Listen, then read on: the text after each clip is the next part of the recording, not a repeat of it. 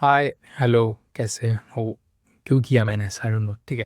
Banking, financial services and insurance, this is the full form of BFSI. Basically तीन components है इसमें। एक तो पहला बैंकिंग हो गया, फिर financial services and then insurance. अब बीएफएसआई का वर्किंग समझते हैं, क्या होता है इनका, पहले इंपॉर्टेंस क्या है।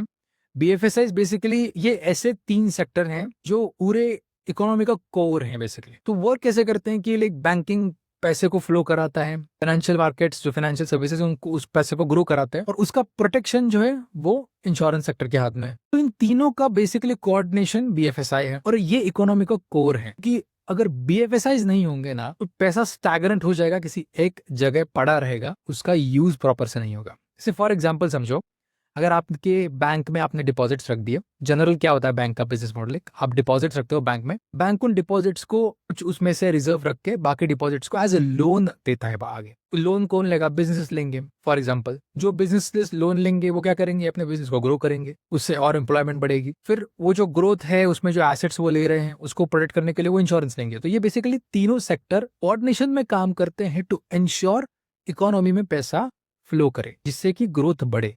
नहीं तो अगर बैंक्स नहीं होंगे, अगर आप पैसा कमा भी रहे हो फिर भी आप क्या करोगे? उसे घर में रखोगे, तो बेसिकली एक टाइम के बाद स्टैगरेंट हो जाएगा, बेसिकली उसका कुछ यूज नहीं रहेगा, right? So that is why BFSIs are actually important.